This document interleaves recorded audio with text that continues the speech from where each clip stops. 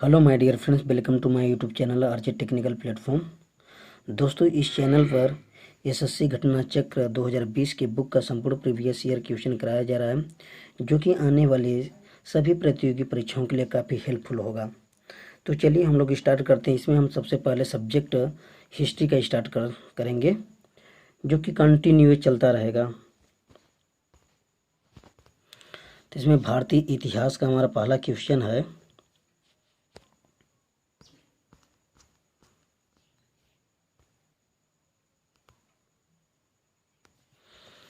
इतिहास के आरंभिक काल को निम्नलिखित में से क्या कहा जाता है? तो इतिहास के आरंभिक काल को पूरा पाषाण काल कहा जाता है।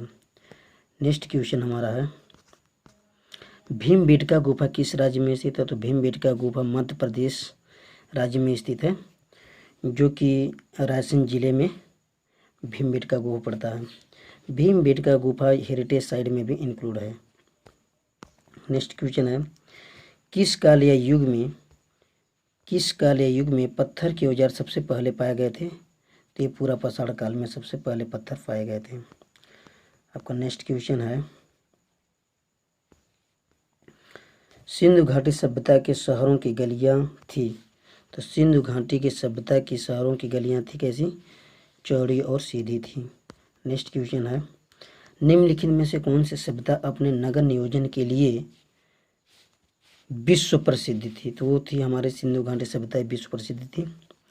नेक्स्ट क्वेश्चन है, हड़प्पा और मोहनजोदड़ो के खंडहर निम्नलिखित में से किस नदी के तट पर पाए जाते हैं? तो हड़प्पा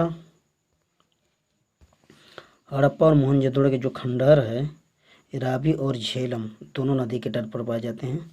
तो इसका आंसर दोनों होना चाहिए, लेकिन एसएससी ने इसको गलत माना है।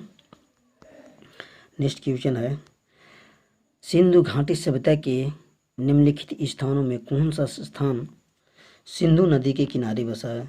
तो सिंधु नदी के किनारे बसा है कौन? मोहनजोदड़ो। नेक्स्ट क्वेश्चन है,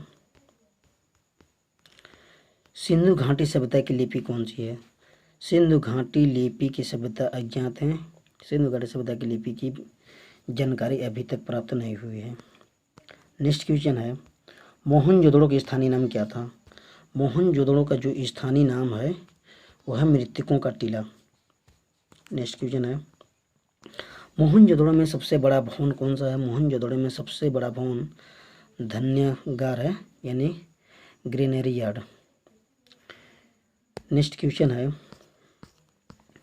विशाल स्नानागार यानी ग्रेट बाथ कहाँ मिला है? तो ग्रेट बाथ मोहनजोदड़ो में ही मिला है। नेक्स्ट क्वेश्चन है, सिंधु घाटी के लोगों की एक महत्वपूर्ण रचना निम्नलिखित में से किसकी मूर्ति थी? तो नृत्य करती हुई बालिका की मूर्ति थी। नेक्स्ट क्वेश्चन है, देवी माता की पूजा किससे संबंधित थी? तो देवी माता की पूजा सिंधु घाटी सभ्यता के साथ संबंधित थी। नेक्स्ट क्वेश्चन है, सिंधु घाटी सभ्यता का बंदरगाह कौन सा है? सिंधु घाटी सभ्यता का बंदरगाह जो है लोथल है, जो गुजरात में है। यह है भोगवा नदी के किनारे है। भोगवा नदी किनारे है। इसकी खोज SR राव के निर्देशन में किया गया था। नेक्स्ट क्वेश्चन है, लोथल नामक स्थान पर निम्नोक्त सभ्यताओं में से किसका जहाजी माल घाट था? तो ही जहाजी माल घाट यानी कि लोथल नामक स्थान में जहाजी माल घाट था, तो सिंधु घाटी सभ्यता का था। नेक्स्ट क्वेश्चन है, निम्न में से कौन सा सिंधु घाटी सभ्यता का एक बंदरगाह शहर माना जाता था? तो ही लोथल बंदरगाह था सिंधु सभ्यता का। नेक्स्ट क्वेश्चन है, सिंधु घाटी सभ्यता में कालीबंगा निम्नलिखित में किसके लिए प्रसिद्ध थी? तो हमारा कालीबंगा जो है ये मिट्टी के बर्तन के लिए प्रसिद्ध थी, क्योंकि कालीबंगा हमारा राजस्थान में पड़ता है। ये घग्गर नदी के किनारे स्थित है। नेक्स्ट क्वेश्चन है, सिंधु अर्थव्यवस्था की ताकत क्या थी? तो सिंधु अर्थव्यवस्था की ताकत क्या थी? व्यापार करना। नेक्स्ट क्वेश्चन है, निम्नलिखित में कौन सी धातु हड़प्पन सभ्यता में नहीं पाई गई थी?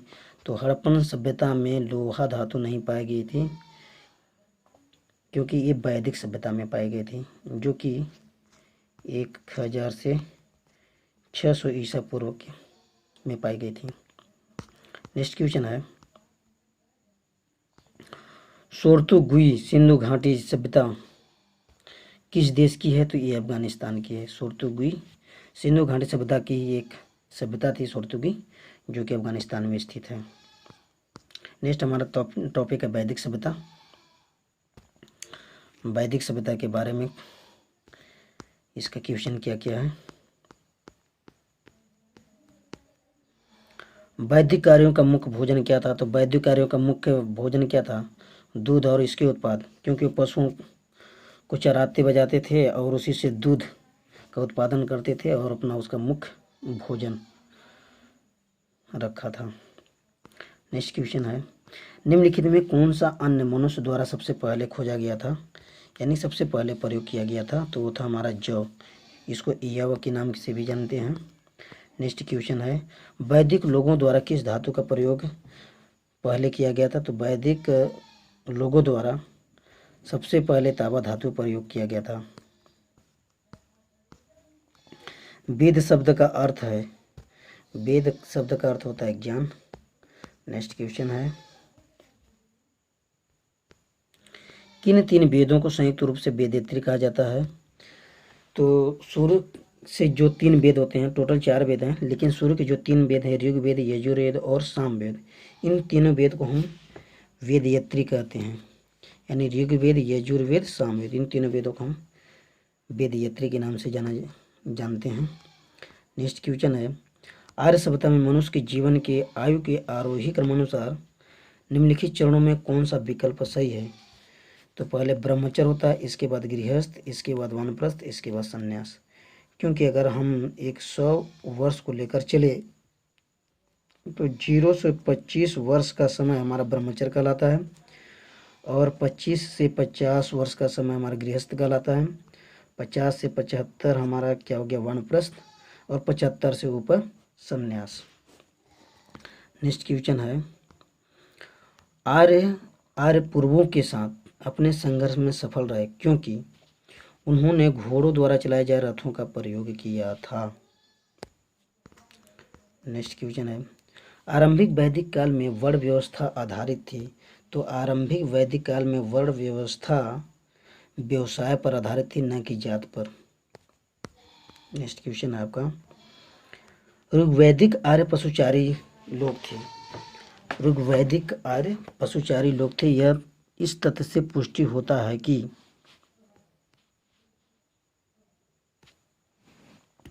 ऋग्वेद में गाय अनेक संदर्भ में है। अधिकांश युद्ध गायों के लिए लड़े गए थे। पुरोहितों को दिए जाने वाला जो उपहार था वो प्राय गाय होती थी, न कि जमीन।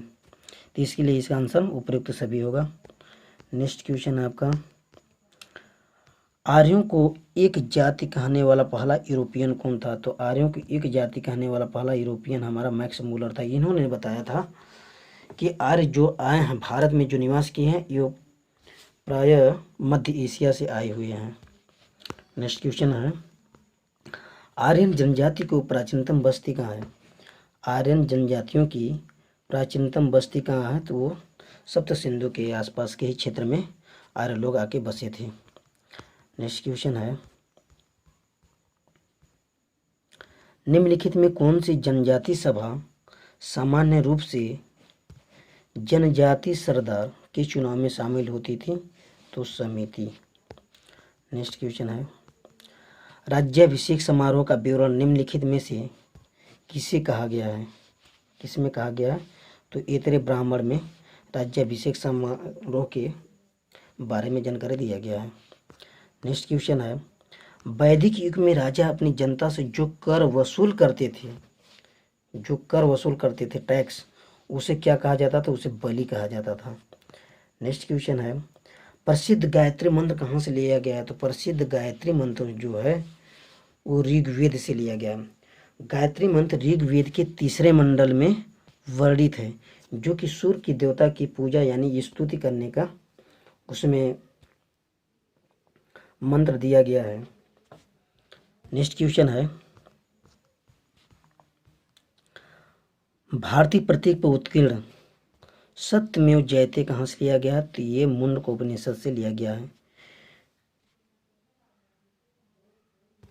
नेक्स्ट क्वेश्चन है, निम्नलिखित में से किस विदुषी ने वाद विवाद में अज्ञेय याज्ञवल्क्य को चुनौती दी थी? तो विदुषी थी गार्गी। नेक्स्ट क्वेश्चन है, प्राचीन भारत में निम्नलिखित में किस विवाह को विधि सम्मत नहीं माना जाता है? तो विधि सम्मत किसको नहीं माना जाता? गंधर्व विवाह को नहीं माना जाता। बाकी देव विवाह, आर्ष विवाह, ब्रह्म विवाह, इन सब को विधि सम्मत विवाह माना जाता है। हमारे हिंदू परंपराओं में 16 संस्कारों में इस संस्कार है विवाह। विवाह के कुल 8 तरीके बताए गए हैं। तो इसमें जो है देव विवाह, आर्ष विवाह और ब्रह्म विवाह ये विधि सम्मत किए जाते हैं। और एक गंधर्व विवाह हो गया और राक्षस विवाह और 3 और विवाह हैं जो कि विधि सम्मत के द्वारा नहीं किए जाते हैं। कौन कौन से हैं? जो गंधर्व विवाह हो गया, असुर विवाह, राक्षस विवाह और 50 विवाह। नेक्स्ट क्वेश्चन है, हमारा अगला टॉपिक है बौद्ध एवं जैन धर्म। इससे रिलेटेड क्वेश्चन देखते हैं।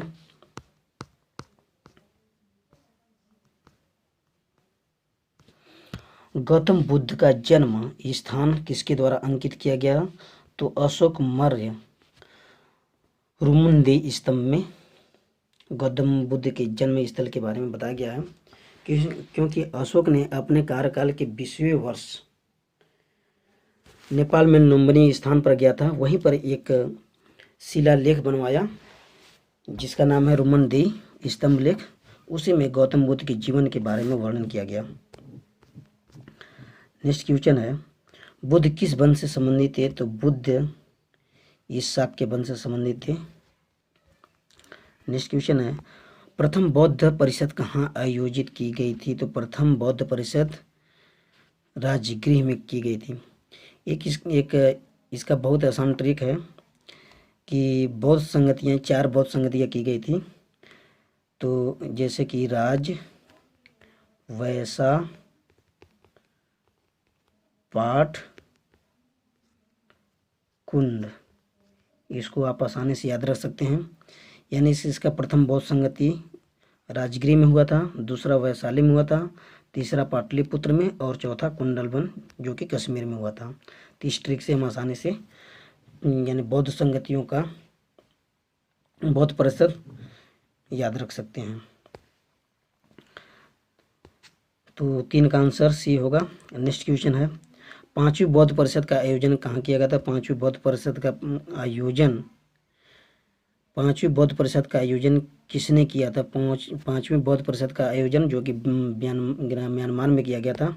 ये 1761 ईस्वी में लगभग किया था। 1871 में किया गया था मांडेल बर्मा में। इसकी अध्यक्षता जगरा और निरिंधा और सुमंगल स्वामी ने किया था, जो कि इसमें कोई आंसर नहीं होगा। 5वीं बौद्ध परिषद का आयोजन किसने किया था? तो इसमें कोई आंसर नहीं होगा। आपका नेक्स्ट क्वेश्चन है, बुद्ध का अर्थ है। बुद्ध का अर्थ होता है ज्ञान की प्राप्ति करना। नेक्स्ट क्वेश्चन है, निम्न में से बौद्ध साहित्य की पहचान कीजिए। निम्नलिखित में बौद्ध साहित्य की पहचान। तो बौद्ध साहित्य की पहचान क्या? त्रिपिटक। बौद्ध साहित्य में 3 पिटक हैं, सुप्त पिटक, विनय पिटक और अभिधम्म पिटक। 3 पिटक जोड़ा गया है इसमें। बौद्ध धर्म में समाज के 2 वर्गों को अपने साथ जोड़कर एक महत्वपूर्ण प्रभाव छोड़ा था। तो वे 2 वर्ग कौन थे? तो वे 2 वर्ग स्त्रियां एवं शूद्र। नेक्स्ट क्वेश्चन है आपका, बुद्ध ने अपना प्रथम प्रवचन कहाँ दिया था? तो बुद्ध ने अपना प्रथम प्रवचन जो है सारनाथ में दिया था। वहीं पर अपना प्रथम उपदेश पाली भाषा में दिया था। इस सारनाथ में एक जगह है कुंडलवन, उसी में अपना एक कुटिया बनाया था जिसको सिटी ऑफ होली बुद्ध के नाम से भी जाना जाता है। नेक्स्ट क्वेश्चन है, बौद्ध धर्म में कितने मतों पर विश्वास?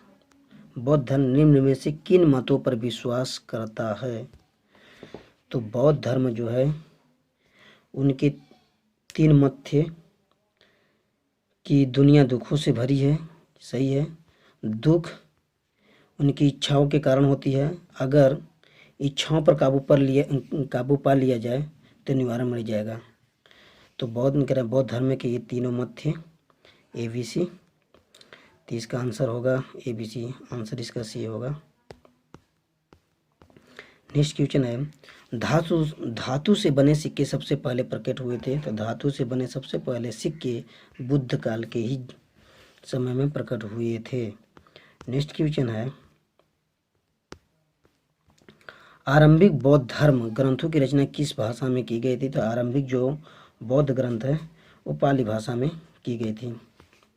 नेक्स्ट क्वेश्चन है, आरंभिक बौद्ध साहित्य किस भाषा में रचे गए थे। तो आरंभिक बौद्ध साहित्य वही पाली भाषा में रचे गए थे। नेक्स्ट क्वेश्चन है, निम्न में से कौन सा एक भारत में उत्पन्न सबसे बाद वाला बौद्ध धर्म का ग्रंथ है। तो सबसे बाद वाला बौद्ध धर्म का ग्रंथ है वामसा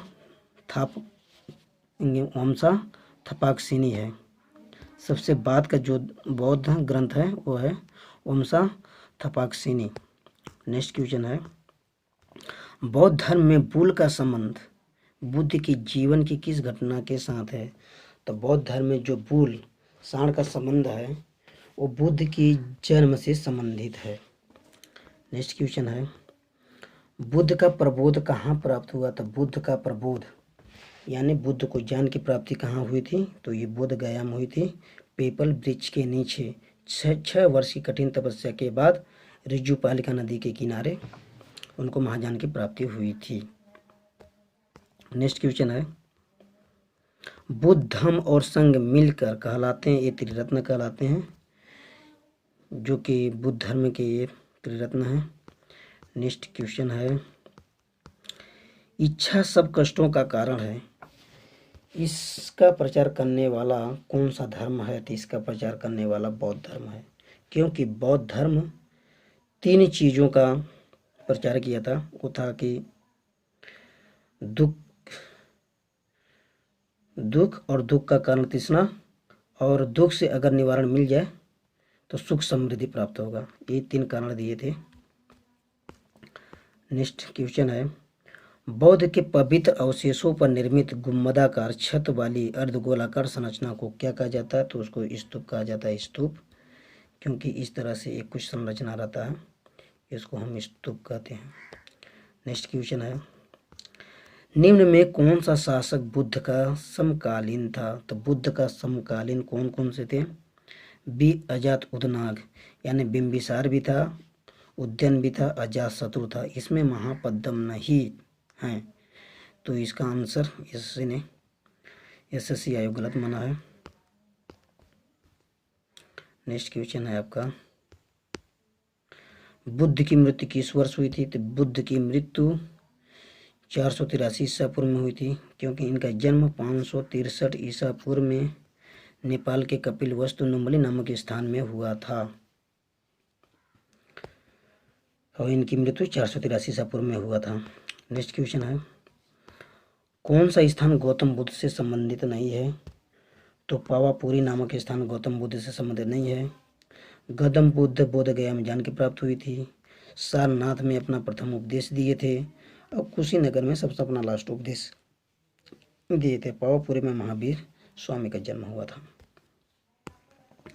नेक्स्ट क्वेश्चन है, भारतीय इतिहास के निम्नलिखित युगों में से किसके दौरान क्षत्रिय एक विशिष्ट पहचान रखते थे। तो क्षत्रिय जो एक विशिष्ट पहचान रखते थे वो बुद्ध के युग में ही रखते थे। नेक्स्ट क्वेश्चन, महावीर कौन थे। महावीर इस 24वें तीर्थकर थे, क्योंकि जैन धर्म में टोटल 24 तीर्थकर थे, जो कि सबसे लास्ट महावीर स्वामी थे। इसी में प्रथम तीर्थकर ऋषभ विश्वनाथ जी थे, ऋषभदेव थे, और प्रथम ऋषभदेव थे, और जो 23वां था वो पार्श्वनाथ जी थे। नेक्स्ट क्वेश्चन है, भारत में जैन धर्म का संस्थापक कौन है। तो भारत में जैन धर्म का संस्थापक महावीर स्वामी जी हैं। नेक्स्ट क्वेश्चन है, जैन धर्म का पहला तीर्थकर कौन था। तो जैन धर्म का पहला तीर्थकर ऋषभदेव था। नेक्स्ट क्वेश्चन है, वर्धमान महावीर से परिनिर्वाण कहाँ प्राप्त किया? वर्धमान महावीर स्वामी ने परिनिर्वाण कहाँ प्राप्त हुआ, यानी कि इनकी मृत्यु कहाँ हुई थी? तो इनकी मृत्यु कहाँ? पावापुरी में हुई थी।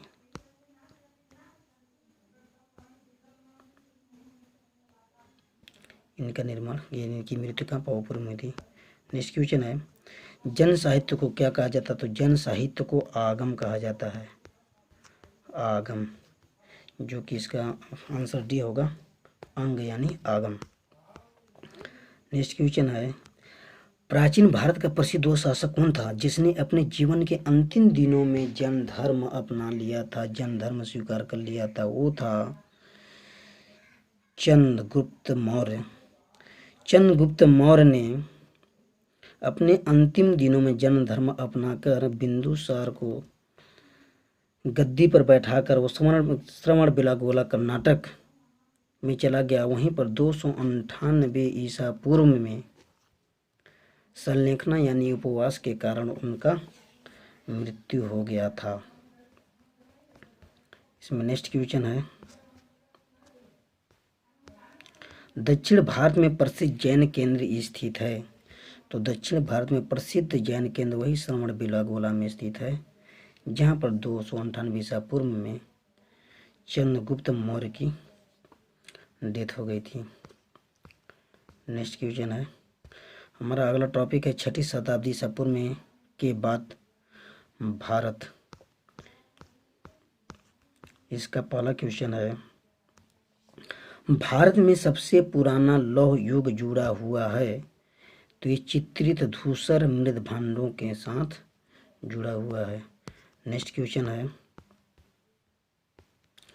6ठी शताब्दी ईसा पूर्व में मगध में किसका विशाल भंडार था? 6ठी शताब्दी ईसा पूर्व में यानी 600 ईसा पूर्व पहले विशाल भंडार कहाँ पर था? मगध में लोहे का विशाल भंडार था।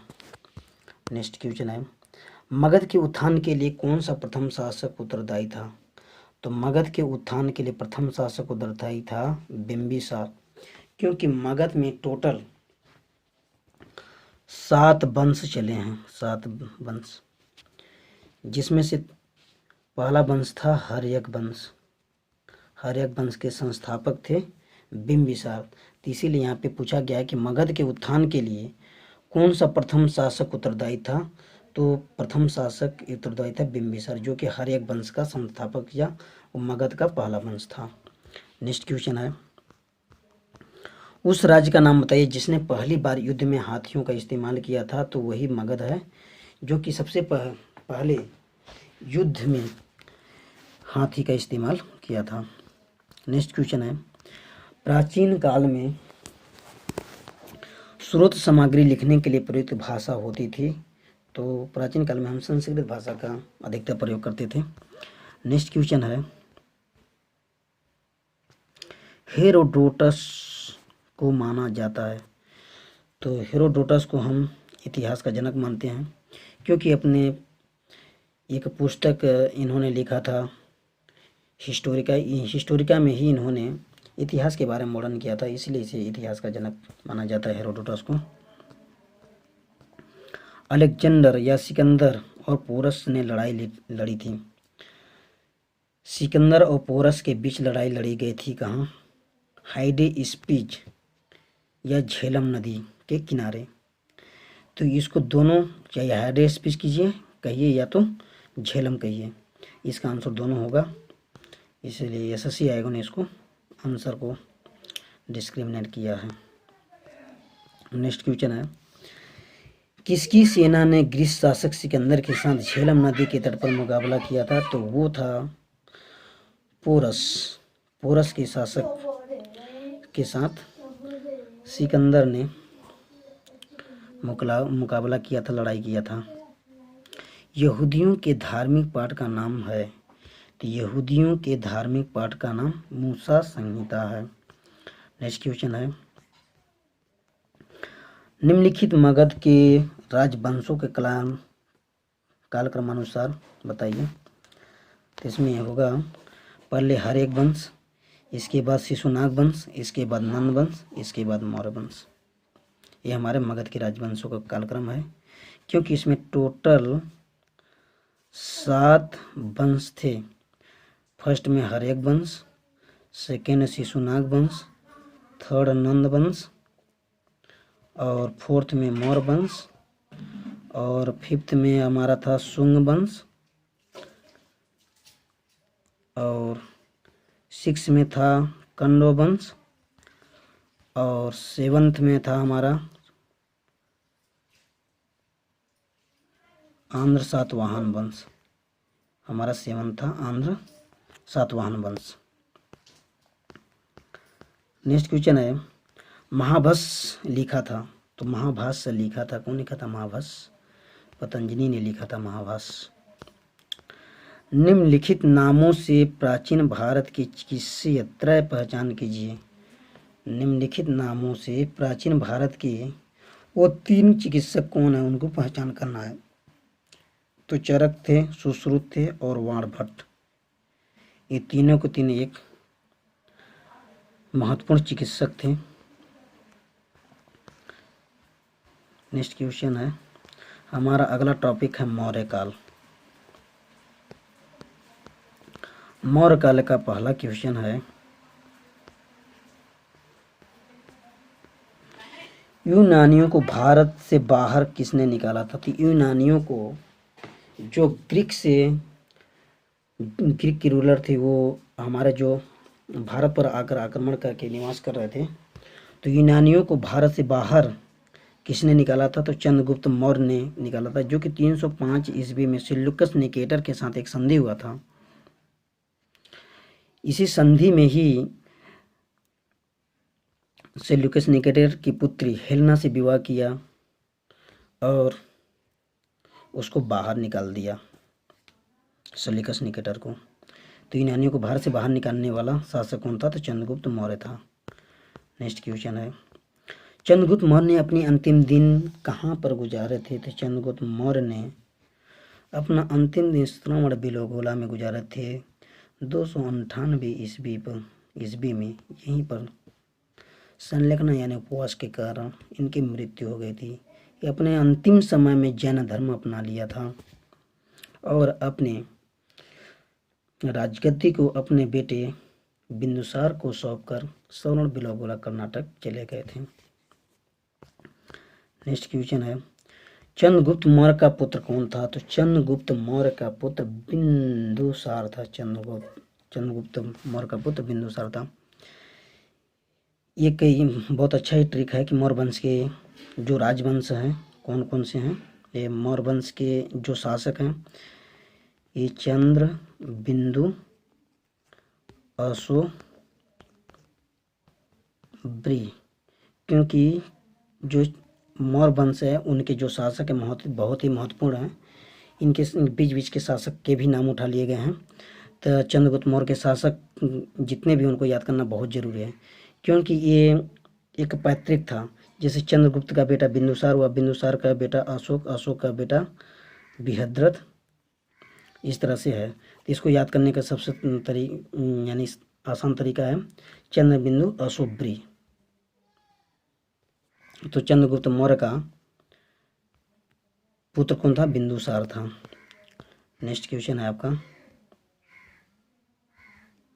बिंदुसार का पुत्र कौन था? अब देखिए, बिंदुसार का पुत्र चंद्र, बिंदु, अशोक। तो बिंदुसार का पुत्र कौन था? अशोक था। अशोक का पुत्र अशोभ्री बृहद्रथ था। चंद्र, बिंदु, अशोभ्री बृहद्रथ था, जो कि लास्ट रूलर था मौर्य वंश का। नेक्स्ट क्वेश्चन है, बिंदुसार के शासन के दौरान अशांति कहाँ फैली हुई थी? तो बिंदुसार के शासन के दौरान अशांति तक्षशिला में फैली हुई थी। वहीं पर बिंदुसार ने अपने पुत्र अशोक को वहाँ पर लड़ाई को कंट्रोल करने के लिए भेजा था। तो अशोक ने वहाँ तक्षशिला में लड़ाई को कंट्रोल भी किया और वहाँ के लोगों का दिल भी जीत लिया था। नेक्स्ट क्वेश्चन हमारा, अशोक के अधीन मौर्य राजतंत्र का सबसे सही वर्णन निम्नलिखित में से कौन सा होगा? तो प्रबुद्ध स्वेच्छाचारी शासन था, केंद्रीय एकाधिपत्य था, और प्राच्य स्वेच्छाचारी शासन और निर्देशित लोकतंत्र। तो इसमें इसका सही आंसर होगा ये आंसर प्रबुद्ध स्वेच्छाचारी शासन था अशोक के अधीन, जो मौर्य राज्य तंत्र का था। इसका छः का आंसर ये होगा। नेक्स्ट क्वेश्चन है, अशोक की प्रशासनिक नीति में भारी परिवर्तन किस घटना से आता? तो अशोक की प्रशासनिक नीति में भारी परिवर्तन कलिंग युद्ध के बाद हुआ था, क्योंकि कलिंग युद्ध के बाद इन्होंने लड़ाई करना त्याग दिया था और बौद्ध धर्म अपना लिया था, जो कि 261 ईसा पूर्व में कलिंग का युद्ध लड़ा गया था, जिसका वर्णन 13वें शिलालेख में किया गया है। निम्नलिखित में से वह व्यक्ति कौन है जिसका नाम देवनाम प्रियदर्शी था? तो देवनाम प्रियदर्शी किसका था? देवनाम प्रियदर्शी चंद्रगुप्त मौर्य का, नहीं सॉरी, राजा अशोक का था देवनाम प्रियदर्शी। नेक्स्ट क्वेश्चन, देवनाम प्रिय के नाम से कौन विख्यात था? तो वही अशोक देवनाम प्रिय के नाम से विख्यात था। नेक्स्ट क्वेश्चन, निम्नलिखित में से किसकी जानकारी अशोक के शिलालेख से मिलती है? तो अशोक के शिलालेख से जानकारी हमें जीवन वृत्त, आंतरिक नीति, विदेश नीति, सभी के बारे में हमको जानकारी मिलती है। तो इसका आंसर होगा डी। नेक्स्ट क्वेश्चन है, कलिंग युद्ध के बाद निम्नलिखित में से किसने महाराज अशोक के रूपांतरण को दर्ज किया? तो अशोक के 13वें शिलालेख में कलिंग के युद्ध का वर्णन किया गया है। अगला क्वेश्चन हमारा है, कलिंग युद्ध किस वर्ष हुआ था? तो कलिंग युद्ध 261 BC में हुआ था। अशोक पर कलिंग युद्ध का प्रभाव कहाँ दिखाया जाता था? तो अशोक पर कलिंग युद्ध का वर्णन 13वें शिलालेख में दिखाई देता है। नेक्स्ट क्वेश्चन है, किस शिला राजदेशक में अशोक ने कलिंग युद्ध के हताहतों का उल्लेख किया गया और युद्ध त्याग की घोषणा की गई है? तो अशोक के 13वें शिलालेख में किया गया है। नेक्स्ट क्वेश्चन है, चंद्रगुप्त मौर्य के दरबार में भेजा गया यूनानी राजदूत कौन था? तो चंद्रगुप्त मौर्य के दरबार में भेजा गया यूनानी राजदूत था मेगास्थनीज, क्योंकि ये मेगास्थनीज जो था 305 ईसा पूर्व में सेल्यूकस निकेटर के साथ में चंद मौर्य के दरबार में आया था। वहाँ पे 305 ईस्वी में एक संधि हुई थी। इस संधि के कारण सेल्यूकस निकेटर की पुत्री हेलेना से विवाह किया था और चंद्रगुप्त मौर्य उपहार में उसको 500 हाथी, लगभग 500 हाथी दान में दिया था। और जो सेल्यूकस निकेटर यूनान से जीते हुए जो प्रदेश आया था उसको भी चंद्रगुप्त मौर्य को सौंप कर चला गया था। इसमें नेक्स्ट क्वेश्चन है, मौर्य दरबार में ग्रीस राजदूत कौन आया था? तो मेगास्थनीज था, जो कि सेल्यूकस निकेटर के साथ में ही आया था। इन्निका किसने लिखी थी? इन्निका मेगास्थनीज ने लिखा था। नेक्स्ट क्वेश्चन है, अशोक ने किस बौद्ध साधु से प्रभावित होकर बौद्ध धर्म अपनाया था? तो वो बौद्ध साधु है उपगुप्त नामक बौद्ध साधु से प्रभावित होकर अशोक ने बौद्ध धर्म अपनाया था। नेक्स्ट क्वेश्चन है, चंद्रगुप्त मौर्य का प्रसिद्ध गुरु चाणक्य निम्न में से किस विद्या केंद्र से संबंधित है? किस विद्या केंद्र से? तो वो तक्षशिला से संबंधित थे। नेक्स्ट क्वेश्चन है आपका, मौर्य काल के दौरान शिक्षा का सबसे प्रसिद्ध केंद्र कौन था? तो ये तक्षशिला विद्यालय ही था मौर्य काल में शिक्षा का महत्वपूर्ण केंद्र। नेक्स्ट क्वेश्चन है, अर्थशास्त्र के लेखक किसके समकालीन थे? अर्थशास्त्र के लेखक आप जानते हैं, अर्थशास्त्र के लेखक हमारे चाणक्य थे और चाणक्य जो चंद्रगुप्त मौर्य के ही गुरु थे। तो किसके समकालीन हुए? चंद्रगुप्त मौर्य के समकालीन हुए। नेक्स्ट क्वेश्चन है, अर्थशास्त्र की रचना किसने की थी? तो अर्थशास्त्र की रचना चाणक्य, कौटिल्य या विष्णुगुप्त ने की थी। नेक्स्ट क्वेश्चन है, अशोक के शिलालेख किस लिपि में खुदे हुए हैं? तो अशोक के शिलालेख अधिकतर ब्राह्मी लिपि में खुदे हुए हैं। नेक्स्ट क्वेश्चन है, निम्न में से किसने और कब पहली बार अशोक के शिलालेख का अर्थ स्पष्ट किया? तो ये 1837 में जेम्स प्रिंसेप ने अशोक के शिलालेख का वर्णन किया, अशोक के शिलालेख को पढ़ पाया। नेक्स्ट क्वेश्चन है, किस प्रसिद्ध शासक को शिलालेखों का जनक कहा जाता है? तो शिलालेखों का जनक कहा जाता है अशोक को कहा जाता है।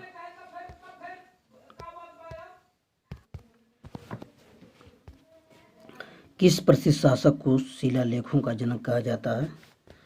तो अशोक को शिलालेखों का जनक कहा जाता है। अगला क्वेश्चन है हमारा, निम्न में से कौन सा तत्व धम्म में वर्णित नहीं था? तो कौन सा तत्व धम्म में वर्णित नहीं है? माता पिता आज्ञा का पालन, ये धम्म में वर्णित है। दान पुण्य करना, ये भी धम्म में वर्णित है। भातृभाव यानी भाई भाई से भाव का सम्मान रखना, ये भी वर्णित है। संघ के प्रति आस्था, ये वर्णित नहीं है। तो इसका आंसर डी होगा। नेक्स्ट क्वेश्चन है, मौर्य वंश के शासन के दौरान स्थानिक कौन था? मौर्य वंश के शासन के दौरान जो स्थानिक एक पद का नाम था, जो कि था वो जिला प्रशासक हुआ करता था। नेक्स्ट क्वेश्चन है, मौर्य वंश के तत्काल बाद किस वंश ने आकर मगध राज्य पर शासन किया था? तो मौर्य वंश के तत्काल के बाद शुंग वंश ने आकर शासन किया था, क्योंकि मगध में 7 वंश चले थे। 7 वंश, हरेक वंश, दूसरा में शिशुनाग वंश, तीसरा में हरेक वंश, शिशुनाग वंश, फिर नंद वंश, फिर इसके बाद मौर्य वंश, इसके बाद शुंग वंश, इसके बाद कण्व वंश, इसके बाद आंध्र सातवाहन वंश, यानी टोटल 7 वंश हुए थे। तो मौर्य वंश के तत्काल बाद किस वंश आकर मगध राज्य पर शासन किया था? तो शुंग वंश ने किया था। तो इसका आंसर बी होगा। नेक्स्ट क्वेश्चन है, मौर्य वंश का अंतिम शासक कौन था? तो मौर्य वंश का अंतिम शासक था बृहद्रथ चंद्रबिंदु अशोभ्री। तो मौर्य वंश का अंतिम शासक हुआ बृहद्रथ था। अब अगला हमारा टॉपिक है मौर्यकाल। मौर्यकाल से संबंधित हम क्वेश्चन देखते हैं।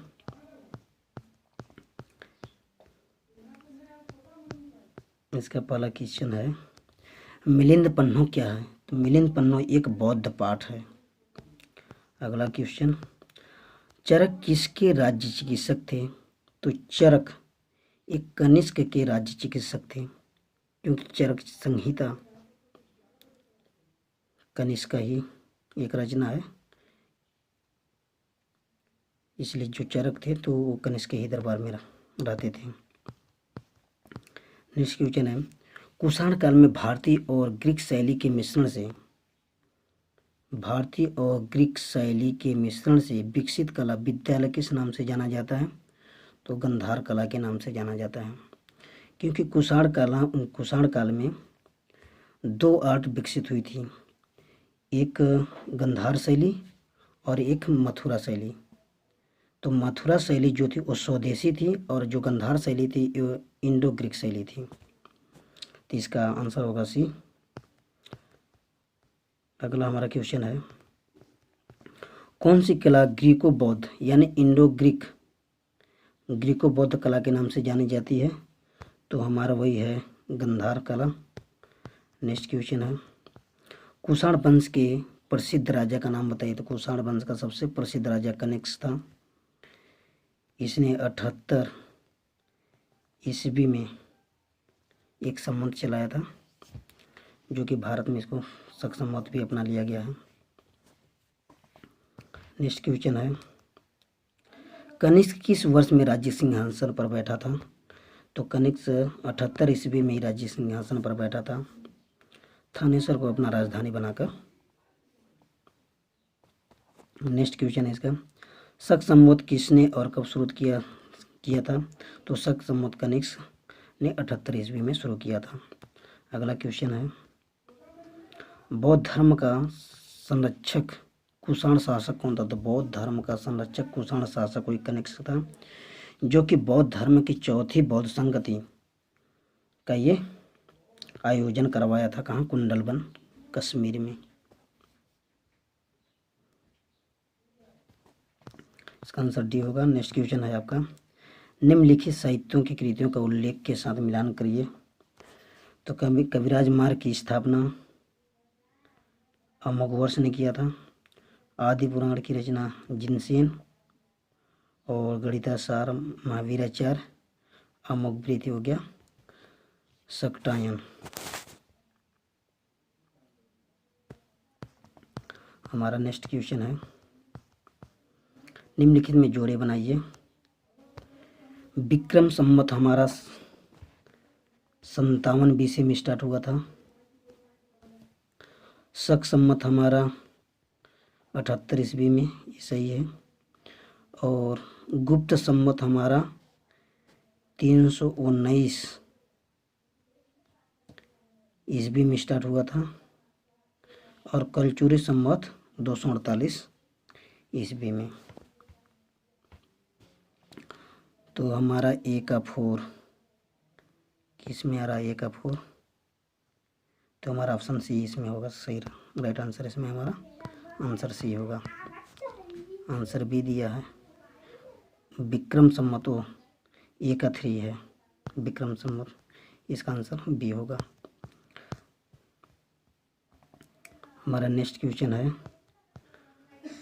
कला की गंधार शैली किसके शासनकाल में पनपी थी? तो कला की गंधार शैली कनिष्क के शासनकाल में ही स्टार्ट हुई थी। नेक्स्ट क्वेश्चन है, प्राचीन काल में निम्नलिखित में से कौन कलिंग का एक महान शासक था?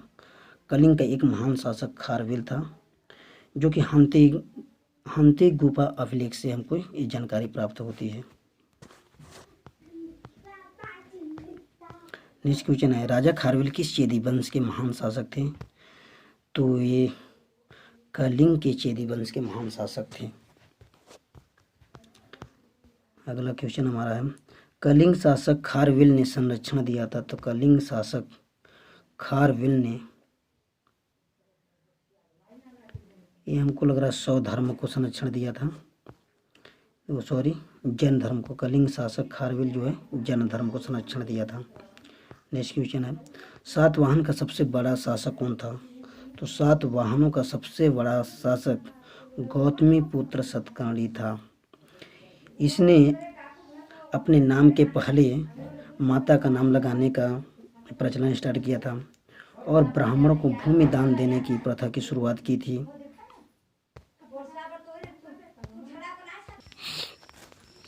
आंध्र सातवाहन का सबसे बड़ा शासक कौन था? तो आंध्र सातवाहन का सबसे बड़ा शासक गौतमी पुत्र सतकर्णी था। हमारा अगला क्वेश्चन है, निम्नलिखित में से विद्या की सबसे पुरानी पीढ़ी कौन सी है? तो विद्या की सबसे पुरानी पीढ़ी तक्षशिला है। अगला हमारा टॉपिक आ गया गुप्तकाल। गुप्तकाल से संबंधित हम सारे क्वेश्चन देखते हैं।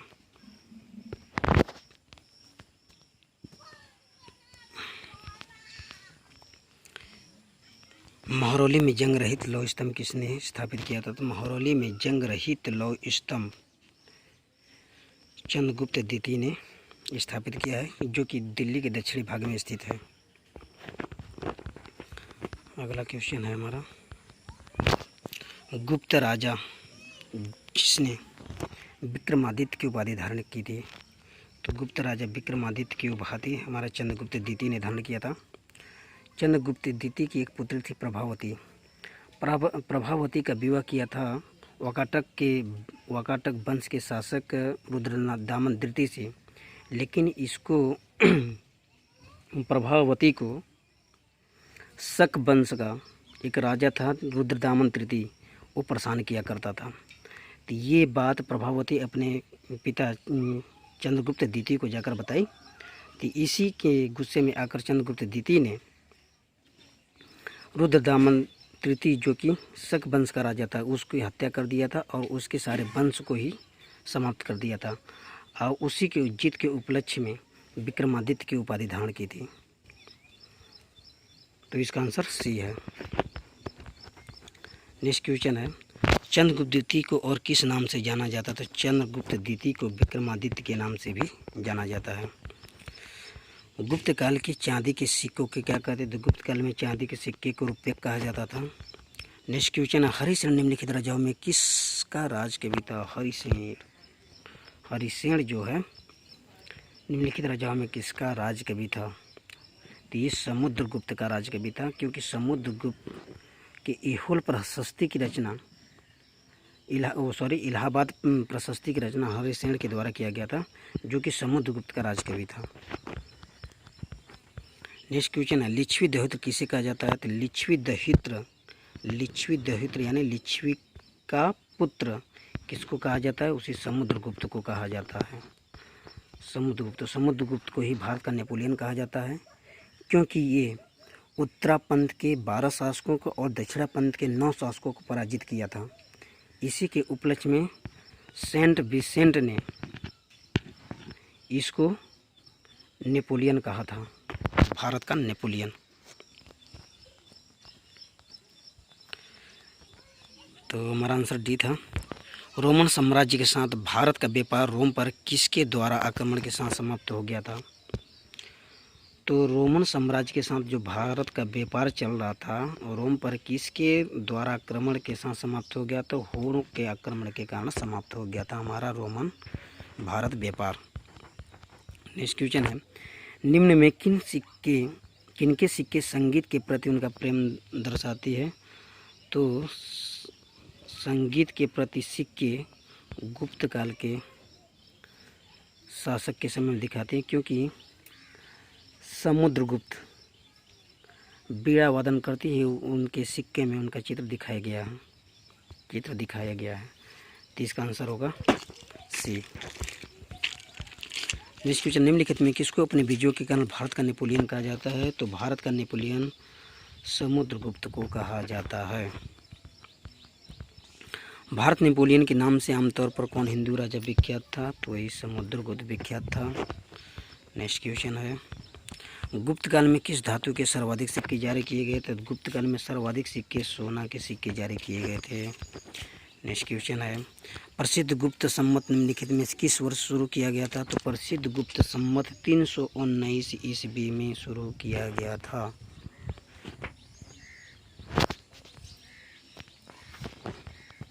नेक्स्ट क्वेश्चन है, इलाहाबाद स्तंभ के शिलालेख में किसकी उपलब्धियां वर्णित हैं?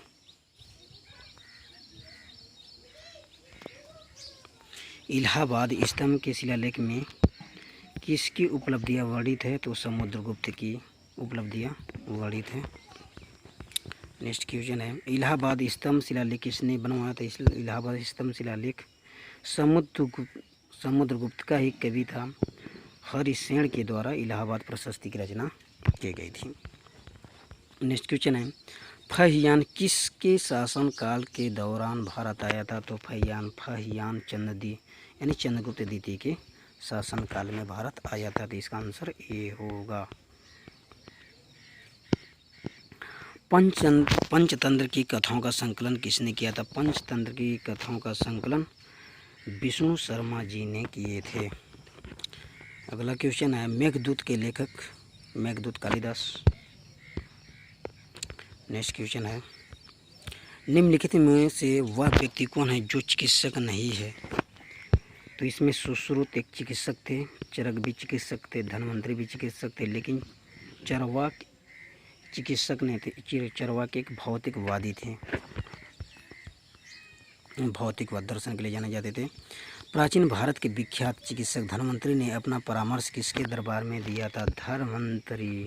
धनवंतरी ने चंद्रगुप्त द्वितीय के राज दरबार में अपना परामर्श दिया गया था, क्योंकि चंद्रगुप्त द्वितीय पहला वो शासक था जिसने अपने राज दरबार में 9 रत्नों को रखा था। वो कौन कौन थे? अमरकाली, धनहरी, छपड़क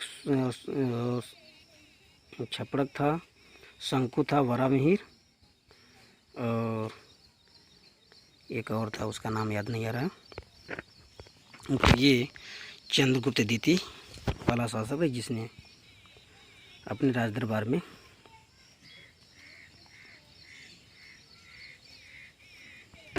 अगला क्वेश्चन है, वराहमिहिर थे। वराहमिहिर क्या थे? वराहमिहिर एक खगोल विज्ञानी एस्ट्रोनॉमर थे। अगला क्वेश्चन है, किसके शासनकाल के दौरान अजंता की गुफाएं निर्मित की गई थी? तो अजंता की जो गुफाएं हैं वो गुप्त काल में ही निर्मित की गई थी, जो कि लगभग 6वीं शताब्दी ईस्वी तक निर्मित किया गया था।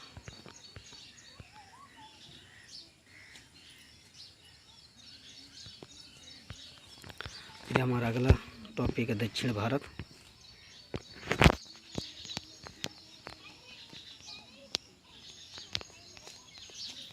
इसका पहला क्वेश्चन है, संगम काल में रोमन व्यापार का केंद्र बताइए। तो संगम काल में रोमन व्यापार का केंद्र कौन था? अरिकामेडू, जो कि प्रेजेंट टाइम में पांडिचेरी के नाम से जाना जाता है।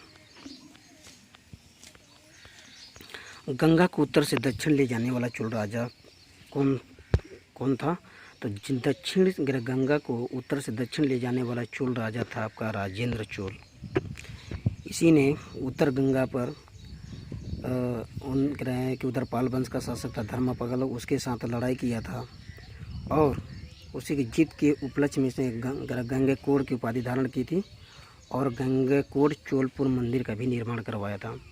तो वही शासक था राजेंद्र चोल। चोल राजा राजेंद्र ने निम्नलिखित में से कौन सी पदवी धारण नहीं की थी? तो चोल राजा राजेंद्र ने किसका त्याग समुद्र की उपाधि धारण की थी, गंगैकोंड की उपाधि धारण की थी, पंडित चोल की उपाधि धारण की थी, लेकिन मोडीकोंडा की उपाधि धारण नहीं किया था। सॉरी, ये त्याग समुद्र का उपाधि धारण नहीं किया था, बाकी तीनों का उपाधि धारण किया था, मोडीकोंडा, गंगैकोंड और पंडित चोल की उपाधि धारण किया था। अधिकांश चोलकालीन मंदिर किस देवी देवता को समर्पित हैं?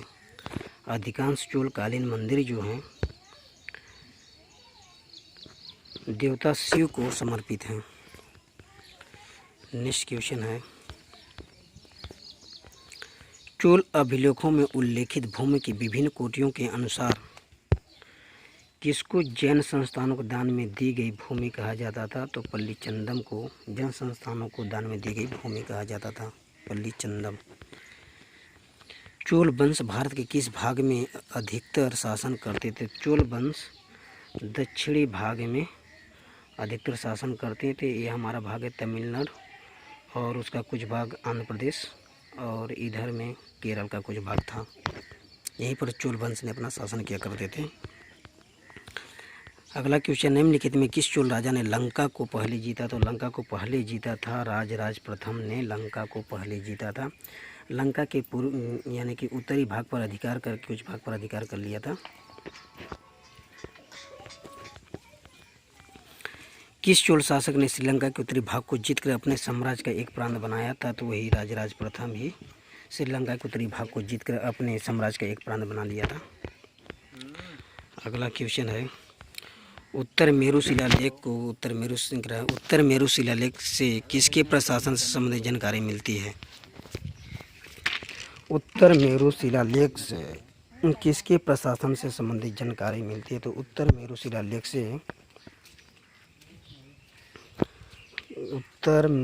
शिलालेख से किसके प्रशासन की जानकारी मिलती है? तो ये पल्लवों के शासन की जानकारी मिलती है। सॉरी, चोल शासकों के बारे में जानकारी मिलती है उत्तर मेरू शिलालेख से। अगला क्वेश्चन है, किस चोल शासक ने नई राजधानी गंगईकोंड चोलपुरम का निर्माण करवाया था? तो ये अपनी नई राजधानी गंगईकोंड चोलपुरम का निर्माण करवाया था राजेंद्र प्रथम ने, जो कि राजराज प्रथम का ही बेटा था राजेंद्र प्रथम। अगला क्वेश्चन है, चोल राजाओं का शासन था तमिलनाडु पर। अगला क्वेश्चन है, प्राचीन चोल साम्राज्य की राजधानी कहाँ पर थी? प्राचीन चोल साम्राज्य की राजधानी उदयपुर थी। इसके बाद राजधानी कावेरीपट्टनम ले गया था। चोल साम्राज्य का एक ग्रेटेस्ट रूलर था करिकाल, उसने उदयपुर से राजधानी कहाँ कावेरीपट्टनम में ले गया था। और आधुनिक चोल साम्राज्य की राजधानी जो है वो तंजावुर है, जो कि चोल साम्राज्य का संस्थापक था। आधुनिक चोल साम्राज्य का संस्थापक विजयालय। विजयालय ने अपनी राजधानी तंजावुर या तंजौर को बनाया था। अगला क्वेश्चन है, राष्ट्रकूटों की प्रारंभिक राजधानी निम्नलिखित में से कौन थी? तो राष्ट्रकूटों की प्रारंभिक राजधानी एलोरा ही थी। इसके बाद इनकी राष्ट्रकूटों की राजधानी कहाँ हो गई थी? मान्यखेट। हमारा नेक्स्ट क्वेश्चन है, एलोरा के कैलाश मंदिर का निर्माण किसने किया था? तो एलोरा के कैलाश मंदिर का निर्माण कृष्ण प्रथम ने किया था। अगला क्वेश्चन है, एलोरा में प्रसिद्ध शिव मंदिर का निर्माण किसने करवाया था? वही राष्ट्रकूट शासक कृष्ण प्रथम ने करवाया था, जो कि महाराष्ट्र में स्थित है। एलोरा में गुफाएं और शैलकृत मंदिर हैं। एलोरा में गुफाएं और शैलकृत मंदिर हैं। हिंदू, बौद्ध और जैन इन तीनों के गुफाएं हैं। निम्नलिखित में से कौन सी पुस्तक राष्ट्रकूट के राजा अमोघवर्ष ने लिखी थी? तो राजा अमोघवर्ष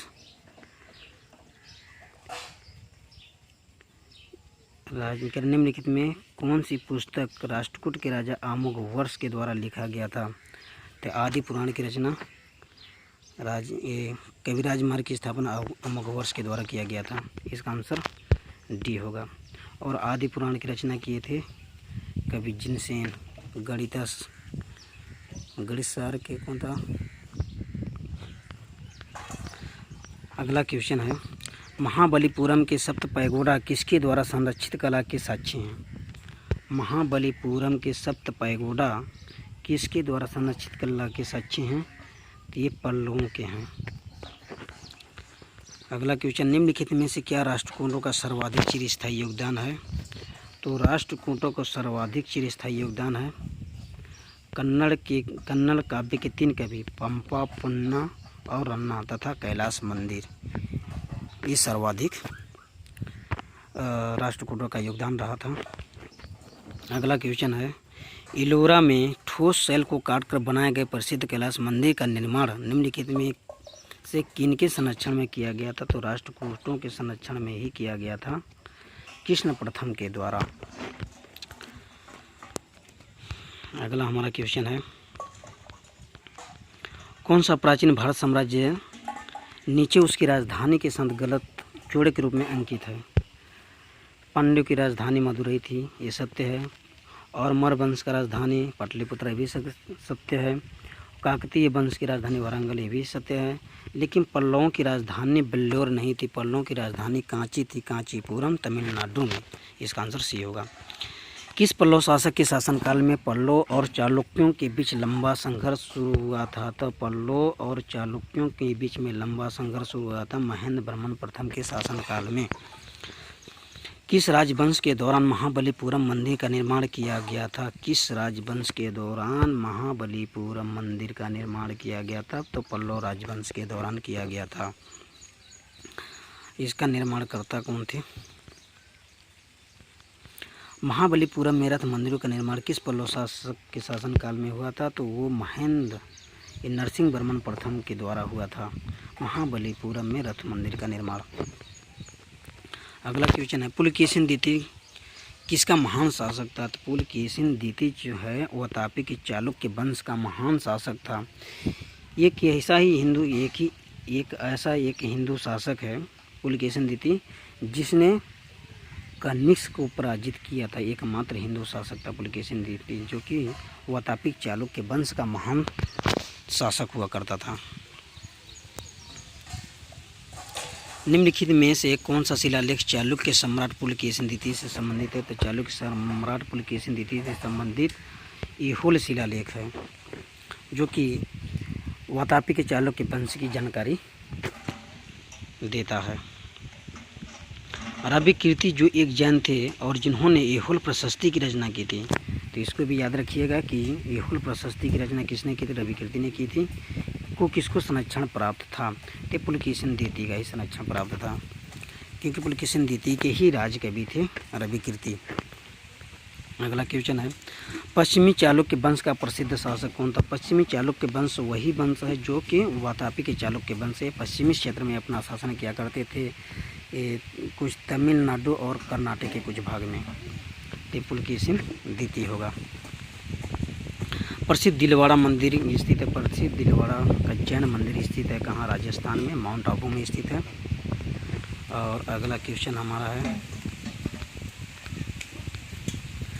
द्वितीय पांड्य साम्राज्य के भूमि माप का उल्लेख किसमें किया गया था? तो द्वितीय पांड्य साम्राज्य के भूमि माप का उल्लेख तलवईपुरम तांबे की प्लेटों में किया गया है। अगला हमारा क्वेश्चन हो गया, पुस्तक कथा सरित सागर किसने लिखी थी? पुस्तक कथा सरित सागर हमारा कथा सरित सागर सोमदेव ने लिखा था। कथा सरित सागर सोमदेव। विक्रमांक देव के लेखक, विक्रमांक देव चरित के लेखक कौन थे? तो विक्रमांक देव चरित के लेखक बिल्हड़ जी थे, बिल्हड़। हमारा अगला क्वेश्चन है, हमारा अगला टॉपिक है गुप्तोत्तर काल। तो गुप्तोत्तर काल से हम संबंधित क्वेश्चन देखते हैं। हर्षचरित के लेखक कौन थे? हर्षचरित के लेखक वाणभट्ट जी थे। हर्षचरित के लेखक वाणभट्ट।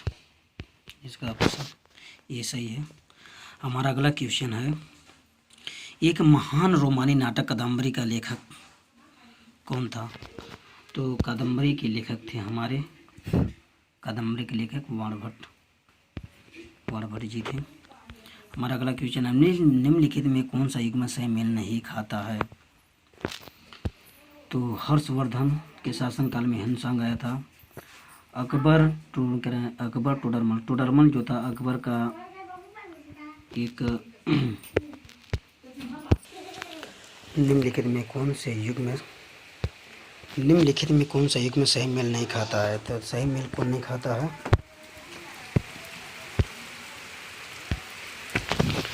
निम्नलिखित में कौन सा युग में सही मेल नहीं खाता है? तो हर्षवर्धन हिंसांग के शासनकाल में अकबर टोडरमल जो है अकबर का राजस्व मंत्री था।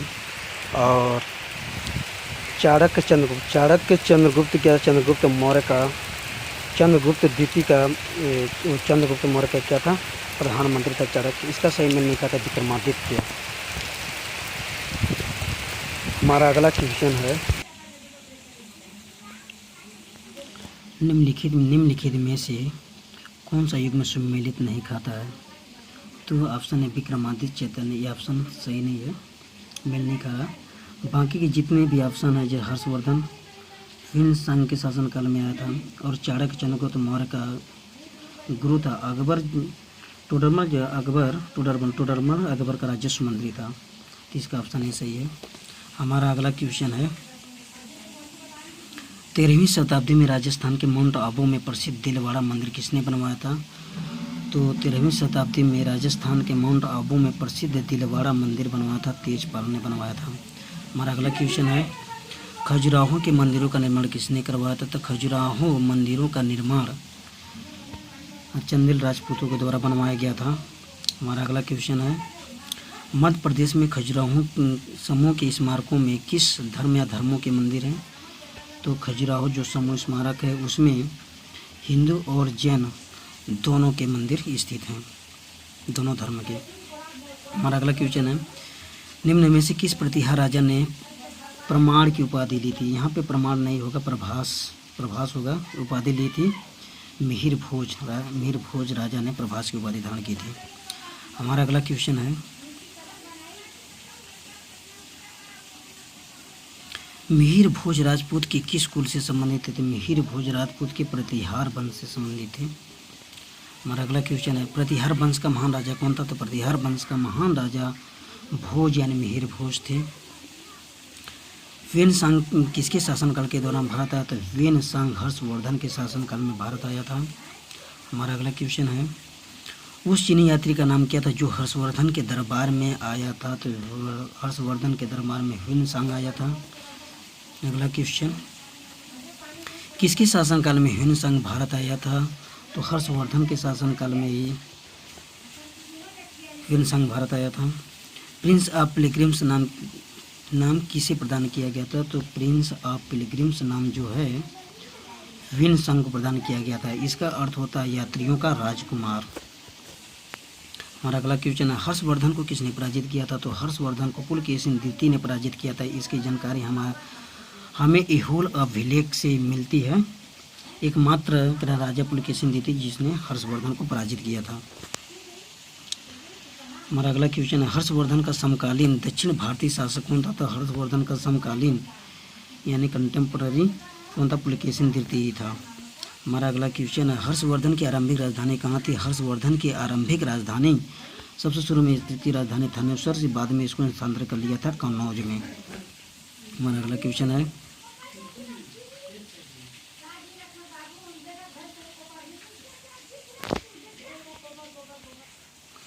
अगला क्वेश्चन, संस्कृत नाटक नगानंद की रचना किसने की? नगानंद की रचना हर्षवर्धन ने ही किया था। और अगला क्वेश्चन, निम्नलिखित मध्यकालीन यात्रियों का उनके देशों के साथ मिलान कीजिए। तो मार्को पोलो ये इटली से आया था, इब्न बतूता मोरक्को से आया था, और एंटोनियो मोंसेरेट स्पेन से आया था, और मोहम्मद वाली बल्खी ये बल्ख से आया था। हमारा अगला क्वेश्चन है, भारत में नालंदा विश्वविद्यालय किस राज्य में स्थित है? तो भारत में नालंदा विश्वविद्यालय बिहार राज्य में स्थित है, जो कि नालंदा जिला एक है। सिंहगिरी, बद्रीनाथ, द्वारका और पुरी में 4 मठ स्थापित किसके द्वारा किया गया था? तो ये आदि शंकराचार्य द्वारा किया गया था। हमारा अगला क्वेश्चन है, नालंदा विश्वविद्यालय को नष्ट करने वाला मुस्लिम आक्रमणकारी कौन था? तो वो मोहम्मद बिन बख्तियार खिलजी था, जो कि नालंदा विश्वविद्यालय को नष्ट किया था। हमारा अगला क्वेश्चन है, 738 ईस्वी में अरबों को पराजित किया था। तो 738 ईस्वी में अरबों को पराजित किया था, अरबों को पराजित किया प्रतिहारों ने किया था। ये ऑप्शन सही होगा। सांची का महान स्तूप है, सांची का महान स्तूप मध्य प्रदेश में स्थित है। अगला क्वेश्चन, कोणार्क का सूर्य मंदिर किसने बनवाया था? तो कोणार्क का सूर्य मंदिर नरसिंह प्रथम ने बनवाया था, जिसे ब्लैक पैगोडा के नाम से भी जाना जाता है। गीत गोविंद के रचयिता जयदेव। अगला हमारा क्वेश्चन है, दिल्ली, इसमें दिल्ली सबसे पहले तोमर राजपूतों की राजधानी थी। अगला क्वेश्चन, दिद्दा नाम की रानी भारत की किस भाग पर 980 से 1003 ईस्वी तक शासन किया था? तो दिद्दा नाम की जो रानी थी वो कश्मीर के भाग पर 980 से 1003 ईस्वी तक शासन की थी।